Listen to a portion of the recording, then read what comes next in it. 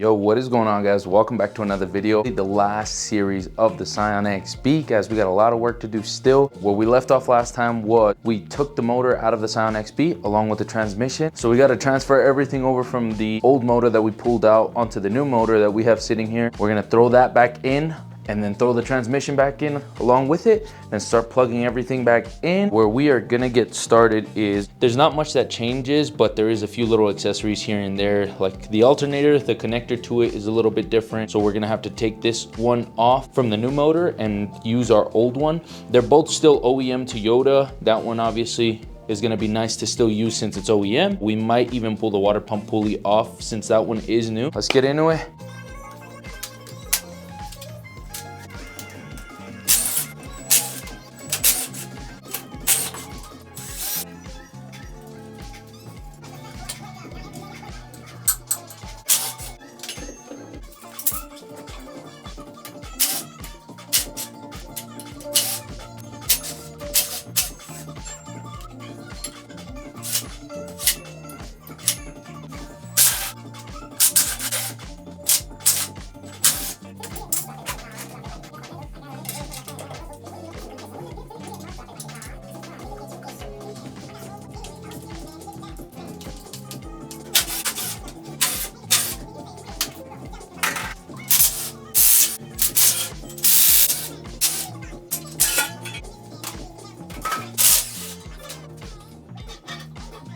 Just finished up transferring over just about everything. The last thing to do is going to be the full valve cover assembly. Reason being, we couldn't get a fuel line disconnected and I don't want to further damage it trying some janky other ways. I don't have the proper tool to do it, so I'm just going to pull the full valve cover assembly and the fuel rail. It's also a slight bit different, so it's probably a good thing that we're doing this.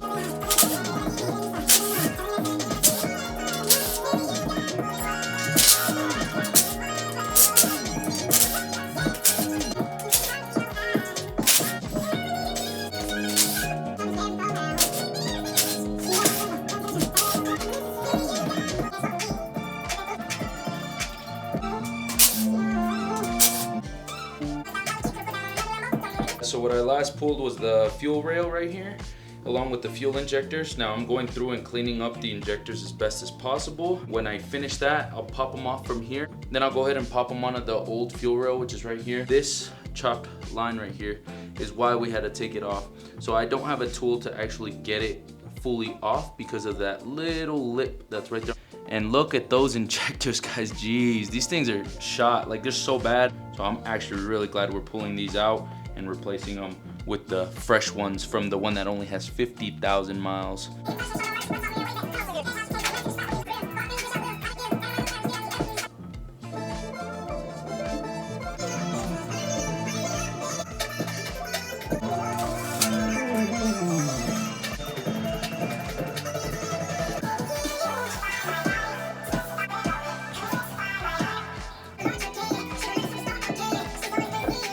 And right now we are working on changing over one sensor, and I do have to go get some sealant for the gasket of the valve cover so it doesn't leak oil. But let me show you guys the progress.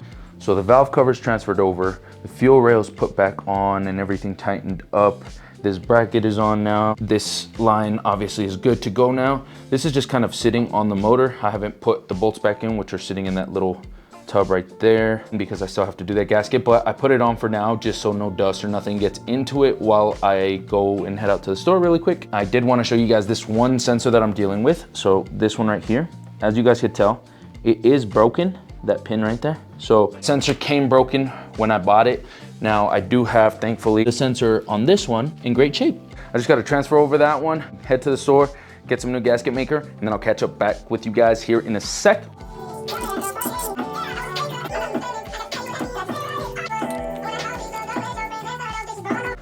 And we're back. I just wanted to show you guys what I got real quick. So I got this ultra gray gasket maker. So that's what's gonna go on our valve cover. Then I can go ahead and start transferring over the spark plugs. We'll put the coil packs back on and we gotta start moving on to the transmission. Reason being, guys, there's a blizzard warning that just came out. The Scion is sitting outside. Ideally, I'd want to bring it into the shop just in case it snows or gets crazy.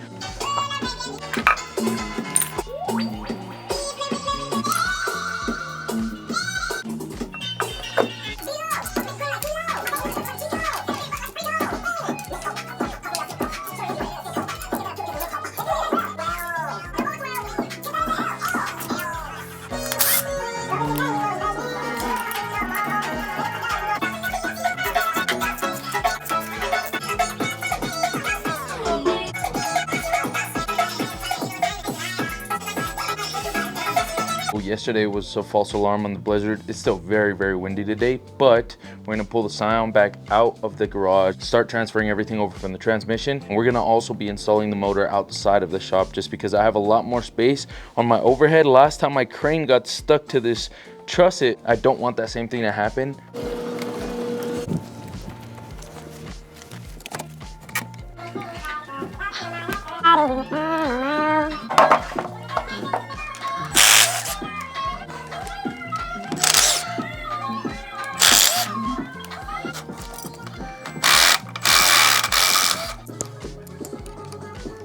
Pretty much everything is put back to where it needs to be. We just gotta start putting the motor back in.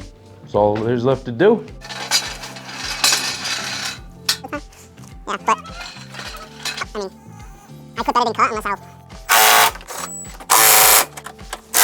Now we just got done putting in the bolts for the motor mount on this side. Next, I gotta put in a jack underneath to support the engine, the weight of the engine, and then I can pull that whole crane out and that leg won't be in my way. So I can just take the transmission, slide it up underneath, lift it, connect it, and then we could keep moving. So I have a 2x4 up in there just so it gets better coverage and so it doesn't damage the actual engine itself. So I got the transmission all strapped up. I'm pretty much just gonna start lifting straight up. So I was having a very hard time getting this dowel pin off, or alignment pin, whatever you want to call them. They pretty much go either along the block or along the transmission. Pretty much the transmission already has one. As you could see, I tried getting it off, fighting with it for a good while. And then the motor had one installed as well right here. So that's what it looks like. I pushed this one all the way in and just said, screw it, I'm gonna use that. So I pretty much just ended up taking the one off of the engine block. So now that it's off, I can continue messing with the transmission and trying to get it to fit properly. It was starting to go, but something kept getting jammed and I wasn't sure what it was. I finally came to my senses and looked around real quick. It was just that dowel pin. I reassembled the motor and transmission back on to the car. All the motor mounts and everything are tightened up. All the bell housing bolts are tightened up. Now I did go ahead and throw the torque converter on, bolts on just now. So the torque converter bolts all got a little bit of this Loctite, the medium strength. It's mostly for vibration and obviously it spins a lot, so you don't want any of those bolts coming down. We threw the little housing window back on as well. Right there's a window for it. As you guys can see, the plastic is back on. You can see all the bell housing bolts and everything tightened up. I tightened up the 3 bolts down here as well. All the bolts to the motor mounts, like I said, everything that's holding the motor is now tightened and in place and good to go. Now the next thing is going to be to put the starter motor back on, which goes right here. That's what's going to cover that little window. Once we finish that, I can actually start working on the full harness and everything. Obviously too, we got to get to the intake manifold. I want to get to that one first just because I don't want any dirt or craziness going in there.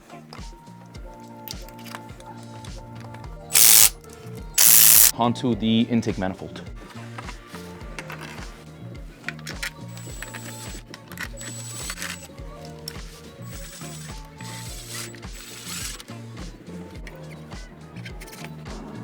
I guess we did a test bag. May have to take these hoses back off when I'm doing the harness.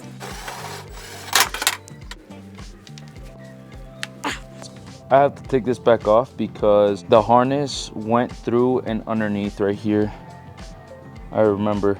It's like putting a puzzle back together. Ran out of battery on the camera, so I was just finishing up, buttoning up everything, all the lines, the full harness, everything's connected at the moment. Now I do have to tighten like the alternator bolt, stuff like that, but pretty much just this one connector left for the radiator. Now one thing we do have to transfer over is going to be this transmission selector. So the selector has a completely different connection and it didn't come with it, so I can't just splice wire and whatever.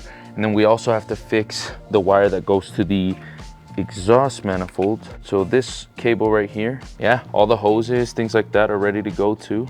Look at that. That's how you know you're working, huh? Right now I'm gonna be working on this axle. The boot slipped off, this side got stuck to the transmission. So whenever I went to go yank it, this whole part just came undone. I had to go buy axle grease and it was kind of difficult to come across. Apparently not just anybody sells it. Thankfully we lucked out, found some at a Napa auto store nearby. I'm gonna just clean it up as best as possible and I'm gonna just pack this whole thing with grease again. You know what? I'm gonna just clean all this surface too. Screw it. And I said this was 4 ounces of grease. They said this should be enough. Never done this at all. Never done a CV axle repair. Normally I just end up replacing the full unit and buying a new one, just because the price of certain boot kits is about the same price. Like for example, this boot kit for just one, like the driver's side axle, which is what this is, it was $60, and to replace it, the unit, it's like 70 bucks online. So only downside is you have to wait. But to replace the full unit, you're better off doing that. It costs just as much as getting the boot kit and doing all the extra labor that I'm doing now. Sometimes replacing it can work out a little bit better. I'm gonna just try my best to not get any on the boot and jam this thing in there. All right. So it looks like she's all locked in. Honestly, that was really easy. These type of clamps are very nice because they are reusable. So you don't have to always like clip them, cut them, and crimp them like this one right here. Moving on to the power steering. So for power steering pump, there's a bolt that goes here, and then there's another pivot bolt at the very top, that one right there. Now this C-shaped bracket kind of deal, or not a C-shaped bracket, sorry. It has like a little C opening. You can see it back there. That goes smashed in between that screw and that like piece of the motor. That piece of the bracket on the bottom goes to that hole right there with the bolt that I have in my hand. Then we could put the 2 V-belts on. So the one for the power steering and the one that runs through like the alternator and everything.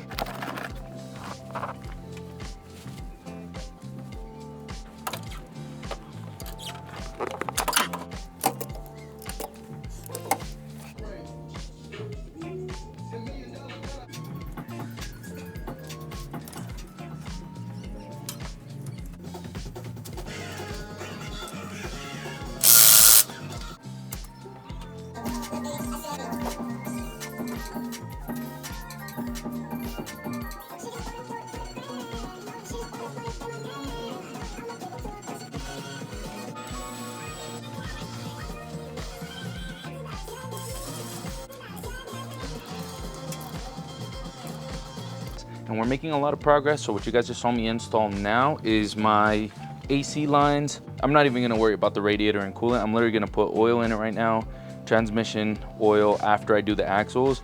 There's really not much else left. I just wanna fire it up, make sure everything sounds healthy and good. And as long as we're good there, then we should be good to continue on with the rest of the project, put the radiator, condenser, worry about the coolant and all that other stuff that goes on the outside, which is considered like accessory.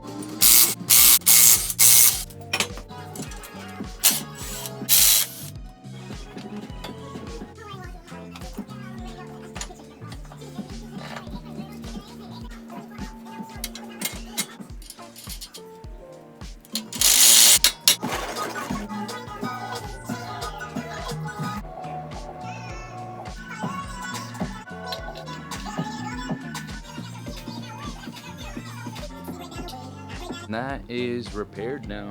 So this cable goes connected down there. We're gonna plug that cable in and put the 2 bolts for the exhaust in, put the battery on, and see what happens. So the way I'm gonna do it too, I'm gonna crank it first, and I'm just gonna let it build oil pressure. And the way I'll do that is just by letting it turn and keeping all the coil packs unplugged. And then as soon as maybe like, you know, a few cranks goes by, maybe 10-15 seconds of cranking it, I'll go ahead, come back, plug everything back in, and then go ahead and turn it on.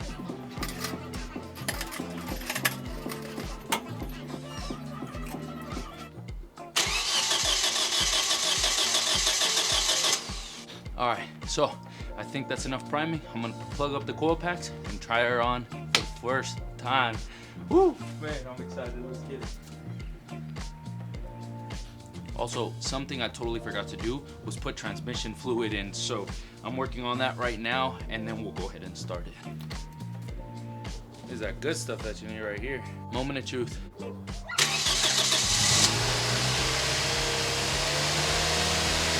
Something told me that the radiator and condenser should have been on. I didn't listen to my intuition, and that's what happened. Probably fully missed it, but these cooling lines for the radiator were not connected. Totally didn't even think of it, and it leaked fluid everywhere. So yesterday we left it off because we ran out of daylight, but today I got a few more things to do. So the radiator has to go on. The lines that go to the transmission weren't connected to anything, and that's to cool it, but they cool through the radiator. So the radiator does have to be attached So I'm just gonna throw that back in along with some of the center bracing, and then I'll put the condenser on. I'll just pretty much put the front end back on without like the bumper, the headlights, all those accessories, just all the mechanical stuff. We'll fill it with distilled water for now to make sure there's not gonna be any leaks or anything weird happening. And then I have to top up the transmission with fluid again because it leaked all yesterday. So after that, then we can finally start her up and maybe even go for a test drive just around the block and hope that everything works. Let's go ahead and hop right into it. We're gonna start just assembling everything, and I'm gonna give you guys a quick time lapse, and then we'll get to turning this car on, hopefully.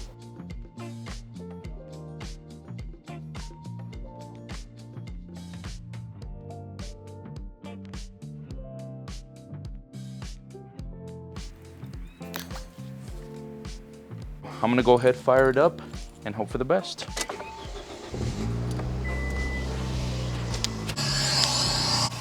She sounds good, sounds healthy. I'm gonna top it off with a little bit more water right here. Right now, I'm gonna flip it through the gears. So that's reverse. Transmission is engaging and feeling smooth. This thing is turning out amazing, or should I say did turn out. Now we just gotta button up the bumper and the front assembly, and then we'll go ahead and give her a nice little test drive, make sure everything stays the same way it is now with no issues on the dash or anything. Man, I am super stoked.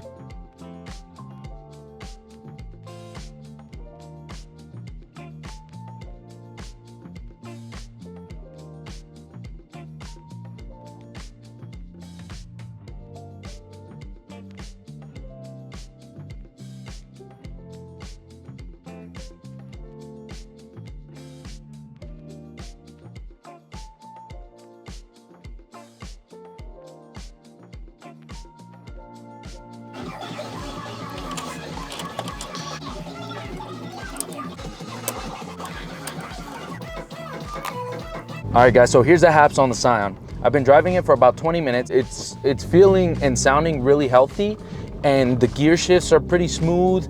There's nothing like weird going on or no weird noises. There hasn't been leakage. So as far as coolant goes, there's no overheating or nothing crazy, which was obviously the big issue before. The next thing to do is literally just fill this thing up with Freon. I don't have a hood on it either right now, just because I wanted to be able to see into the engine bay, make sure I could see any steam or smoke, as you guys can hopefully see right here. So I've been leaning in, just checking things out, making sure everything's looking good, and there hasn't been an ounce of smoke, nothing, no check engine, nothing, guys. Like, it feels amazing. It's kind of like too good to be true type deal is like the feeling that you have, because you know everything that's led up to now, you're like, oh my gosh, all these issues, and then when it finally all goes right, you're like, that's weird. So that's the little feeling that I'm going back and forth with, but I'm super happy, and like I'm a little kid screaming inside right now, super stoked on the outcome. But that's gonna go ahead and end off this series, guys. And we've had a journey, we've learned so much with this car, and hey, it was content for the channel. Like I said, that's gonna go ahead and end off the video. Hopefully you guys did enjoy this series. I know it's been crazy, a lot of highs, a lot of lows, and a lot of in between, and I really enjoyed it, and I'm just happy that it's finally done, completed, and we can move on to the next big thing. Look forward to seeing you guys in the next episode that we got planned. Please like, favorite, comment, subscribe, all that fun stuff. You guys know the deal. Till next time, keep it true, y'all. Peace.